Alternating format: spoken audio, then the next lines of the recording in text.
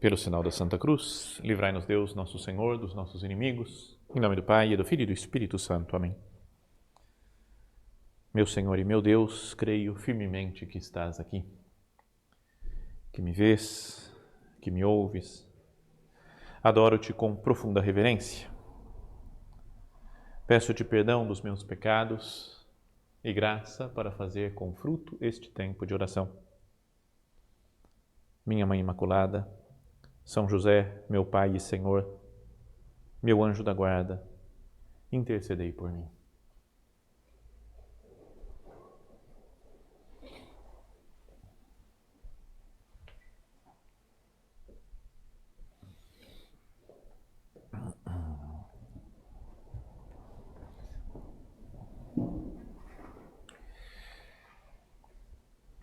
Dando continuidade, a essa nossa série de meditações sobre a oração, queria hoje que nós procurássemos responder a pergunta: como é que Deus fala na oração? Lembra, na primeira dessas meditações, nós falávamos que é preciso, mais do que ficar falando coisas, pedindo coisas para Deus, é necessário fazer silêncio para escutar as coisas que Deus fala, porque o que Ele fala é mais importante do que aquilo que nós falamos para Ele. Mas então, na prática, como é que funciona isso, Como é que Deus fala para a gente?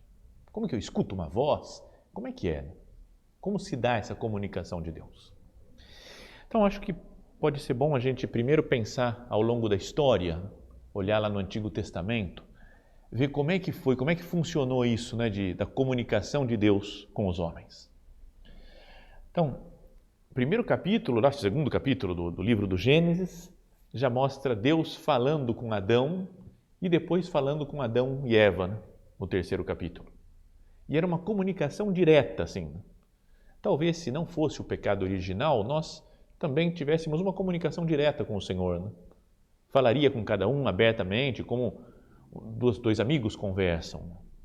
Falava até que Deus passeava pelo jardim, uma maneira figurada de falar, dá a entender que era muito mais próxima a relação, a facilidade de comunicação com Deus. Mas isso foi no início.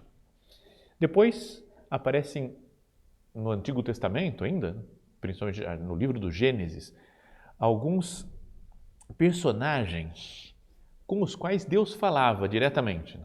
Algumas pessoas, ele dava umas mensagens, umas luzes especiais, e essas pessoas falavam para o povo. Por exemplo, Noé, super antigo, a arca de Noé, constrói a arca, eu vou destruir, avisa as pessoas. E teve alguns que acreditaram, a família dele, e foram salvos na arca. Depois ele apareceu para Abraão, falou: sai da tua terra, vai para onde eu vou te mostrar. E ia falando as coisas, Abraão ia fazendo e foi dando origem ao povo judeu. Falou para Moisés, mandou salvar o povo que estava escravizado no Egito, deu as leis, as tábuas da lei, fez aliança com Moisés. Então, você vê que Deus vai escolhendo algumas pessoas. Depois, chega o momento de escolher alguns profetas. Alguns que eram reis também, que falaram mais ou menos em nome de Deus, mas os profetas, sobretudo Elias, Eliseu. Depois, aqueles profetas escritores, que tem Isaías, Jeremias, Daniel, Ezequiel, Abdias, vários desses daí, assim, Oséias. Bom, e esses daí eles falavam também, Deus me falou isso daqui, eu quero alertar o povo, quero acordar o povo. Então Deus fala assim através das pessoas, através desses profetas. Fala através dos acontecimentos, as alegrias e as tristezas que o povo de Israel tinha, faziam pensar, Não é, por exemplo, quando no deserto começam a aparecer umas serpentes e vão mordendo os israelitas e eles vão morrendo, eles falam: é Deus que está falando conosco, a gente tratou mal a Deus, a gente não teve fé, não teve confiança nele e por isso ele mandou essas serpentes. Então pode ser uma maneira de interpretar a coisa, mas o fato é que com os acontecimentos do dia, as coisas boas e as coisas adversas, o povo percebia: é Deus que está nos falando. Depois Deus falava com o povo através das Sagradas Escrituras, né? Porque eles tinham, mesmo os do Antigo Testamento, tinham o livro, os 5 livros lá do Pentateuco, não é? A lei de Moisés. Então eles liam, era importante ler aquilo. Lembra, tem uma passagem dos livros lá de Esdras, Neemias, que o sacerdote ela lia o texto da lei e eles falam, nós vamos obedecer tudo isso daí, né? Porque é a palavra de Deus. Então tem a palavra escrita de Deus. E finalmente, Deus fala tudo, plenamente, através do seu Filho, Jesus Cristo nosso Senhor, que é a palavra. No princípio era o verbo, a palavra. E a palavra estava em Deus, e a palavra era Deus, e a palavra, né, o verbo, se fez carne e veio habitar entre nós. Então ele é a revelação plena do Pai, né? Ele é a palavra de Deus. Tanto que na carta aos Hebreus, que está lá no finalzinho da Bíblia, né, começa assim, primeiro capítulo, primeiro versículo. Muitas vezes e de muitos modos, Deus falou outrora aos nossos pais, pelos profetas. De muitos modos, de muitas maneiras, Deus falou. Nestes dias, que são os últimos, falou-nos por meio do Filho, a quem constituiu herdeiro de todas as coisas e pelo qual também criou o universo. Ele é o resplendor da glória do Pai, a expressão do seu ser. Então, Cristo nele habita toda a plenitude da divindade, né? Fala São Paulo. Então, você olha para Cristo e você vê Deus e entende Deus. É a maior comunicação de Deus para nós. Bom, então isso foi o que aconteceu historicamente, né? Mas e hoje em dia? Como é que Deus fala? E tem muita gente que fala, vou fazer oração, mas desiste porque fala, Deus não me fala nada, não tem nenhuma ideia na oração, fica tudo, parece que sempre é a mesma coisa. Repetindo, rezo umas fórmulas aí, umas coisas, leio a Bíblia, não entendo nada, não sei lá, fico meio perdido. Né? Então pode ser, né, que a gente se sinta assim, né? Ah, meu Deus, você me abandonou. Antes você falava lá com Adão, com Moisés, Abraão, falava com os profetas, mas comigo agora nada. Não é que a gente pode se sentir assim, às vezes meio abandonado por Deus e desanimado da oração, porque Deus parece silencioso. Parece que Deus se esquece de nós. Mas queria que nós pensássemos nessa meditação nas várias maneiras, se a gente para pensar com calma, várias maneiras pelas quais Deus se comunica conosco. A primeira é a Bíblia, a Sagrada Escritura. A gente fala, é a palavra de Deus, a Bíblia, a palavra de Deus. Não é, mas a palavra de Deus que a gente às vezes trata tão mal, né? Leio, não entendi e fica por isso mesmo. Pensa uma palavra de Deus, uma palavra de alguma pessoa, que eu gosto da pessoa. O cara vem falar comigo, uma menina vem falar um negócio e fala, tá por causa disso daí. Aí. E eu falo, não entendi nada. Mas fico assim, não quero nem saber, não me interesso para perguntar o que ela falou. Você fala, cara, tem alguma coisa estranha, né? Você fala, peraí, o que você está dizendo? Eu não entendi uma palavra do que você disse. Aí a pessoa repete, vai repetindo, aos poucos você vai pegando, né? Que nem criancinha pequenininha, né? Você vai lá assim na casa da criancinha, a criancinha falou um negócio, a mãe fala, ela disse tal coisa. Você fala, cara, de onde ela ouviu essa coisa? Porque está acostumado, vai, escuta uma vez, escuta outra vez, e aprende o que a criancinha está falando. Então, que a gente não trate a palavra de Deus assim, né? Li a Bíblia, não entendi. Deixa de lado, né? Falava alguém, né, que os católicos têm tanta devoção, né, tanto amor, tanto respeito pela palavra de Deus, pela Bíblia, que demonstra esse respeito deixando ela quietinha, ela guardada. Então, respeito tanto que eu nem toco nela. Então não pode ser assim. Tem que saber conhecer a palavra de Deus a ponto de poder dizer como fala um salmo, né? O Salmo 119, que é o maior de todos os salmos, e fala assim, a tua palavra é lâmpada para os meus passos e luz para o meu caminho. Mas, Senhor, a sua palavra na Sagrada Escritura tem sido luz para o meu caminho? Tem sido lâmpada para os meus passos? Eu decido as coisas meditando na palavra de Deus? Certo, eu já falo isso daqui, eu nunca gostei muito desse negócio de muita gente que falava, vamos ver o que Deus me fala. Abre uma página qualquer da Bíblia, lê e fala, isso que Deus me falou. Como uma espécie de sortilégio quase, não? Sei lá. Mas, de vez em quando, acho que pode até fazer isso com alguém. Ou mesmo quem estuda, às vezes eu posso ficar muito técnico de estudar, vou ler isso daqui, vou querer conhecer, mas já não vendo como Deus falando comigo.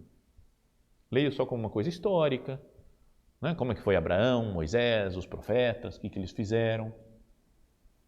Mas não tem uma incidência real na minha vida.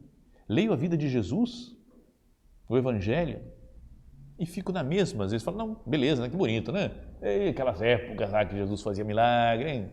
Puxa, se Jesus estivesse aqui, fizesse uns milagres aqui para frente, o pessoal vê, ia converter todo mundo. É quem olha para a Bíblia só como um livro histórico do passado e que eu posso deixar lá no passado. São Paulo, escrevendo aos Efésios, diz assim, pois a nossa luta não é contra o sangue e a carne, mas contra os principados, as potestades, os dominadores deste mundo tenebroso, os espíritos malignos espalhados pelo espaço. É até assustador essa visão dele aqui, né? A minha luta, o que a gente tem que fazer para ser santo, para chegar ao céu, é uma luta contra todos os espíritos malignos que estão por aí, que querem nos impedir de encontrar com Deus. E aí ele fala, por isso, protegei-vos com a armadura de Deus, a fim de que possais resistir no dia mau, e assim, empregando todos os meios, continueis firmes. Então fala, vamos lutar, né? Vamos se apoiar em Deus, usar a armadura de Deus. Ficai, pois, de prontidão, tendo a verdade como cinturão. Então eu vou procurar a verdade sempre. A justiça como couraça e os pés calçados com o zelo em anunciar a boa nova da paz. Está vendo? Ele fala como se fosse uma guerra mesmo no nosso mundo aqui, contra os demônios. E fala, em todas as circunstâncias, empunhai o escudo da fé, com o qual podereis apagar todas as flechas incendiadas do maligno. Olha só a imagem que usa São Paulo.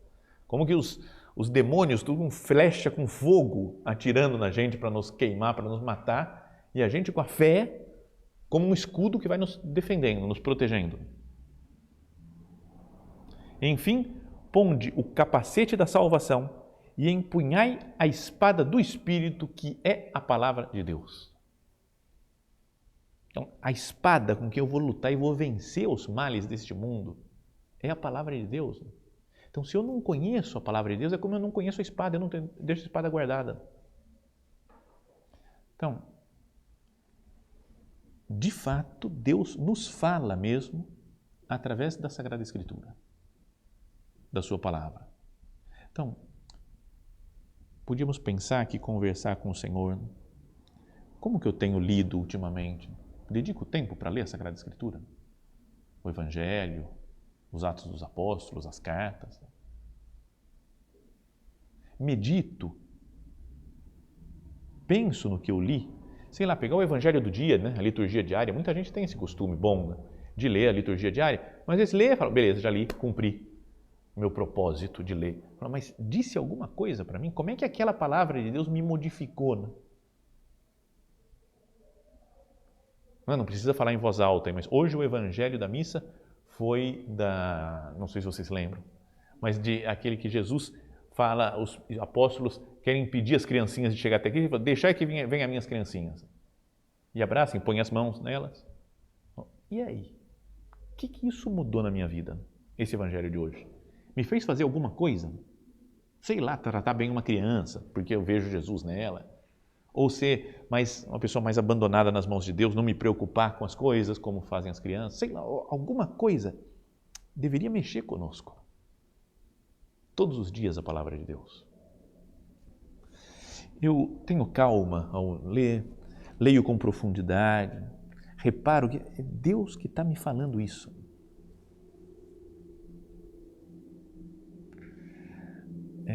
Sabe que para preparar meditações ou homilias, os padres têm certa dificuldade, né? Todos nós, né? Porque a gente fala sempre isso aqui, o pessoal já conhece, então no mesmo texto, às vezes no mesmo evangelho, O pessoal já conhece de decor. E você fala, cara, tem que tirar alguma coisa nova disso daqui. O que eu falo, né, para o povo? Então, e tem um cardeal já falecido que ele dizia, o padre não pode chegar, pegar o evangelho e falar assim, o que eu falo, apoiado na palavra de Deus, o que eu falo para o povo? Ele falou, não, isso vem em segundo lugar. O primeiro é o que essa palavra está falando para mim hoje, na minha situação. Então, o padre deve se sentir ferido pela palavra de Deus, atingido pela palavra de Deus, e então sim, ele fala, agora, essa transformação que a palavra de Deus fez, a Sagrada Escritura fez em mim, agora eu transmito para os outros, inflamado pela palavra de Deus. Então, mas isso não é só para os padres. Cada um de nós deveria se sentir marcado pela palavra. Então, se alguém fala, Deus não me fala, Deus fica em silêncio, pega a Bíblia, tem todos aqueles milhares de páginas da Bíblia, está falando tudo lá. Então, vou ler, vou meditar. Tem muita gente que faz a Lectio Divina, né? Já falamos outras vezes aqui, né? É a leitura espiritual, a leitura meditada da Sagrada Escritura. Pego um trecho da Palavra de Deus, leio, faço a Lectio primeiro, leio uma vez, leio outra vez, para compreender o sentido daquilo.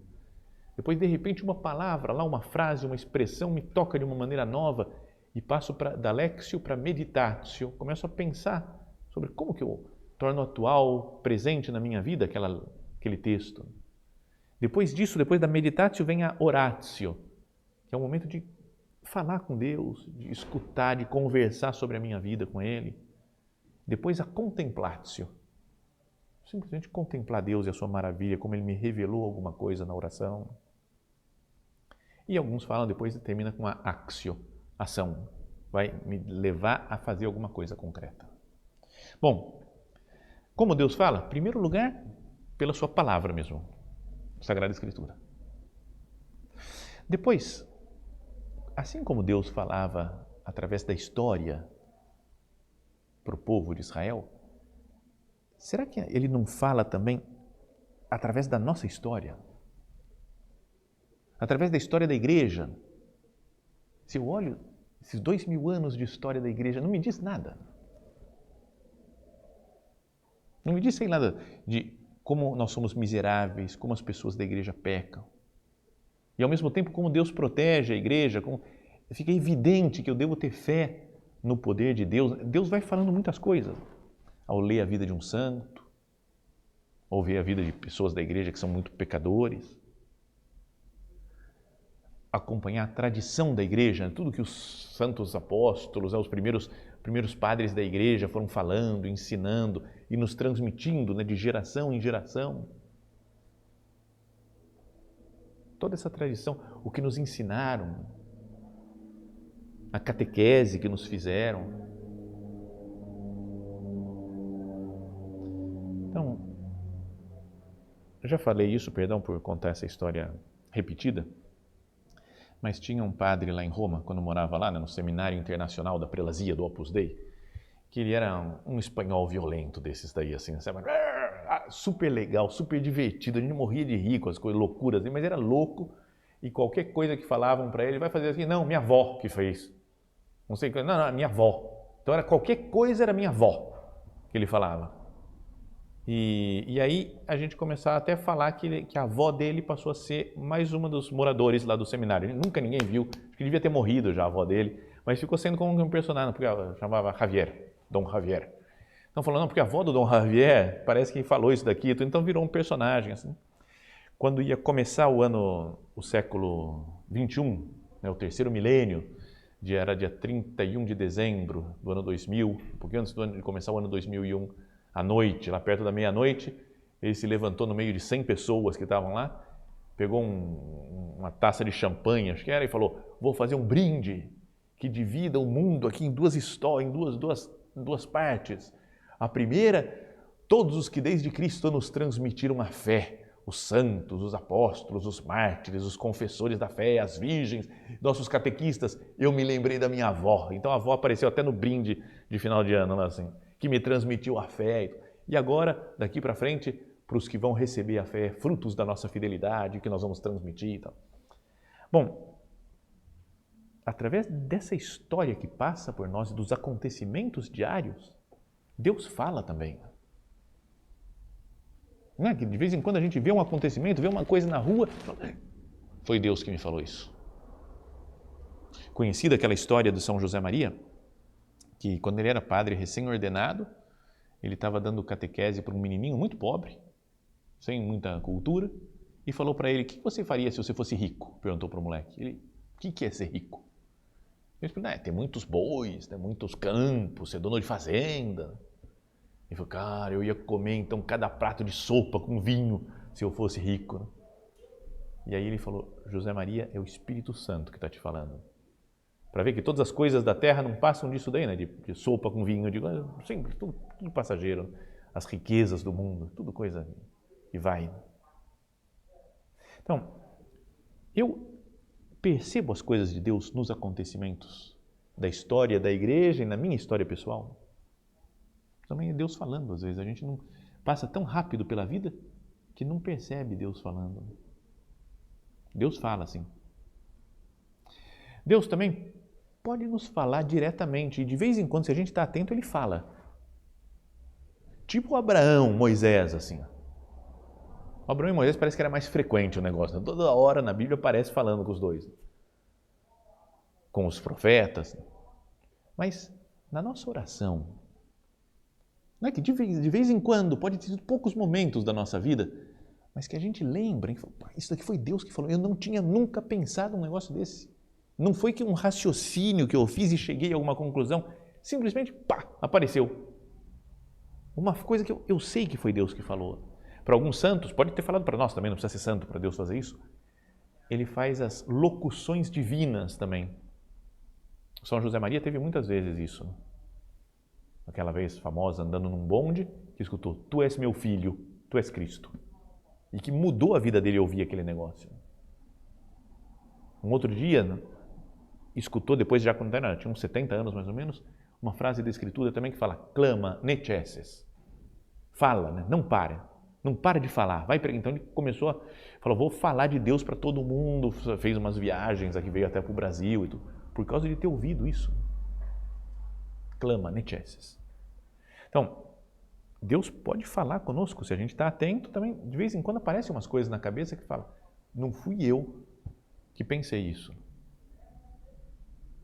Sério, que de vez em quando acontece até com uma musiquinha. Você começa com uma música, você acorda com a música na cabeça. Vocês não têm esse negócio de acordar com uma música na cabeça? Você acorda e fala: pô, faz tanto tempo que eu não ouço essa música. Aí você olha, presta atenção na letra da música e você fala: cara, nunca tinha pensado isso. E às vezes dá uma luz espiritual que nos faz progredir uns dias com aquela ideia nova. Na oração, Deus fala conosco. E é importante que a gente tenha respeito também pelas luzes que Deus dá para as outras pessoas. A gente não pode falar, sei lá, alguém falou assim: Deus me falou isso na oração. E ele vai: duvido. Aí vai: no fundo você não quer fazer tal coisa. Por exemplo, Deus falou que... Uma vez, até foi triste uma vez, a frase. O cara que falou depois, acho que se arrependeu, porque ele falou meio no calor da discussão, do momento. Um rapaz tinha falado assim: não, porque Deus me falou tal coisa. E esse outro não concordava e falou: Deus não fala assim não na oração. Deus fala na direção espiritual, não é na oração que ele fala. Cara, se Deus não fala na oração, então para de fazer oração, esquece tudo, vamos embora, vamos para casa. Não é? Deus fala na direção espiritual, também vamos falar disso. Mas, de verdade, Deus fala conosco. Depois, então, na direção espiritual, né? Ou através de outras pessoas. Assim como ele falava para o povo, através do Abraão, do Elias, do Moisés, do Eliseu. Também tem gente que às vezes fala: queria te corrigir desse negócio daqui, porque acho que você está fazendo errado tal coisa. A gente devia pensar, falar: não é só que está pegando no meu pé. Pode ser a vontade de Deus que está por trás disso. Não é que tudo que me falem é vontade de Deus. Tem gente que pega no pé: não pode fazer isso, não pode fazer aquilo, não pode fazer aquilo. É Deus, é Deus, é Deus, é Deus. Se eu ouço todo mundo achando que é Deus, eu fico perdido. Mesmo porque tem gente que fala coisas opostas, né? Na mesma hora. Faz isso, o outro fala, não faz isso. Ele fala, Deus está me falando duas coisas opostas. Fala, cara, não é assim, não é tudo que os outros falam. Tudo que fala na direção espiritual, o padre que atende a direção espiritual não tem poderes. Eu digo por mim mesmo. Eu tenho que atender vários de vocês aqui, quase todos. Eu não tenho uma sabedoria divina de falar tudo. O que Deus quer para você agora é tal coisa, é isso. Pô, gostaria, né, de ter uma intimidade assim, ser uma espécie de profeta Elias. Sei lá, meu Deus, o que eu tenho que falar para esse cara? Vou falar. Então, pá, e falo. Ia ser legal, mas não tenho esse dom. Posso errar, posso falar besteira. Não é? Se nem o Papa tem, ele tem a inerrância, lá, como é que é, a infalibilidade, só em casos muito especiais, depois de estudar muito, de falar em consenso com toda a igreja, em matérias de fé e moral. Como é que eu posso achar que na direção espiritual eu sou infalível? Né? Todo conselho você tem que me obedecer porque eu estou certo. Mas pode ser um caminho, e é de fato, na vida de muitos santos da história da igreja, a direção espiritual, um caminho pelo qual Deus se comunica. Né? Vem um conselho, às vezes, que o padre ou a pessoa que me atende lá nem sabe por que falou e que nos tocam. Várias vezes, isso daí acontece, você vê que é Deus que atua mesmo nesse momento da direção espiritual. Várias vezes vem gente falar, padre, você me falou uma coisa que mudou minha vida. Eu falo, o que eu falei? E a pessoa falou isso, isso, isso. Eu falei, eu nunca disse isso. Sabe, eu tenho certeza, cara, nunca passou pela minha cabeça. Não, falou, e aí mudou, porque aí aconteceu isso, aconteceu aquilo. Não tenho consciência. Então, acho que Deus às vezes usa a palavra da pessoa que está falando para nos ajudar. Né? Então, mas queria que nós pensássemos que Deus nos fala sobre tudo. Além de todas essas coisas, né, sobre tudo, né? Fala na Bíblia, na direção espiritual, né, através de outras pessoas, não é? Ou nas locuções divinas, no modo como ele se comunica diretamente, mas fala através dos acontecimentos cotidianos, normais. A vontade de Deus é que a gente viva a vida que a gente está vivendo. Esses dias estou lendo, né, mais da metade talvez já, de um livro que já citei aqui outras vezes, que é aquele de um padre jesuíta, Walter Cizek, que ele vai lá para a Rússia pregar, acha que vai salvar o mundo, converter a Rússia, e depois fica preso, fica numa solitária, Então é uma desgraça só, né? Tudo que vai acontecendo com ele, nada dá certo, todos os planos dele. Então até que chega um momento de luz que ele teve, né? Ele fala, eu sempre confiara em Deus, sempre tentara identificar sua vontade e enxergar a sua providência em ação, sempre entender que a minha vida e o meu destino eram guiados por sua vontade. É isso aí que eu quero ouvir Deus, o que Deus quer? Quer que eu vá para a Rússia? Vou para a Rússia, vou pregar lá. Em alguns momentos, de maneira mais consciente do que em outros, eu me apercebera de suas injunções, do seu chamado, das suas promessas, da sua graça, sobretudo nos momentos de crise, tentara descobrir a sua vontade e segui-la o melhor que eu podia. Aquela, porém, essa daí que ele estava travado, sem poder fazer nada, Deus parece que esquecia e abandonava ele. Aquela, porém, era uma visão nova, uma compreensão totalmente diferente. Algo que não se resumia a uma questão de ênfase. Até então, eu sempre vira meu papel como homem, né, como uma posição ativa. Até então, eu segurara firmemente as rédeas de todas as minhas decisões, ações e empreitadas. Via que a minha tarefa era cooperar com a graça de Deus, comprometer-me com o trabalho da salvação. A vontade de Deus estava em algum lugar lá fora, oculta, mas ainda assim clara e inconfundível. O meu papel, o papel do homem, era descobrir essa vontade e conformar minha vontade a ela, trabalhando assim para atingir os objetivos da providência divina. Não é o que a gente pensa? Falou que tem uma vontade de Deus, eu tenho que descobrir. Vou descobrir e vou fazer. Aí diz, em essência, o homem permanecia mestre do meu destino. A perfeição consistia tão somente em discernir a vontade de Deus em todas as situações e então empregar todos os esforços necessários para fazer o que tinha que ser feito. Deus só tem que me mostrar, é isso? Então eu vou fazer. Mas a santidade fica sendo uma coisa nossa, parece, do nosso esforço de cumprir essa vontade de Deus. E aí ele fala que depois desses sofrimentos, ele diz: agora, com simplicidade e clareza súbitas e quase ofuscantes, compreendi que vinha tentando fazer algo valendo-me apenas da minha vontade e do meu intelecto, algo que era de uma só vez demais para as minhas forças e completamente equivocado. A vontade de Deus não estava oculta nas situações em que eu me encontrava. As próprias situações eram a sua vontade. Ele estava preso e falou: tenho que resolver qual que é a vontade de Deus para eu sair daqui, para resolver o problema, para converter esses caras, os comunistas que estão me prendendo. Vou converter todo mundo com a minha palavra, com a minha inteligência. O que Deus quer que eu faça para converter? E não era uma coisa, ele não tinha que fazer nada. A vontade de Deus não estava oculta em situações que eu me encontrava. As próprias situações eram a sua vontade. Essa frase faz pensar muito. Fala, o que eu estou passando agora, eu não tenho que resolver, Não. Será que não é a vontade de Deus o que eu estou passando? Um problema, uma dificuldade, uma alegria?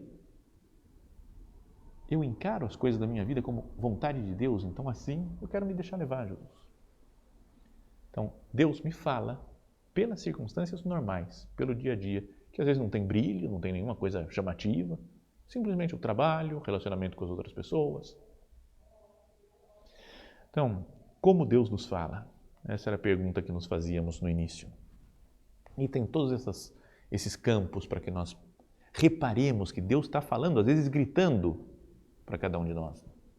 Na Sagrada Escritura, através da história da igreja, querendo nos se comunicar diretamente conosco na oração, por exemplo, através da direção espiritual, do conselho de algumas pessoas e, sobretudo, nos acontecimentos cotidianos. Deus nos fala. Vamos terminando essa oração pedindo a Nossa Senhora, ela que escutou a vontade de Deus, a voz de Deus, para que concebesse Jesus no seu ventre, que ela nos ensine. Minha mãe me ajuda, me ensina também a estar atento para escutar sempre a voz desse Deus que me fala.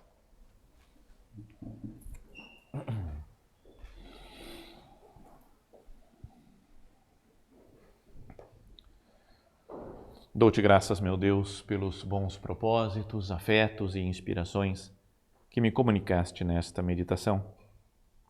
Peço-te ajuda para os pôr em prática. Minha Mãe Imaculada, São José, meu Pai e Senhor, meu anjo da guarda, intercedei por mim.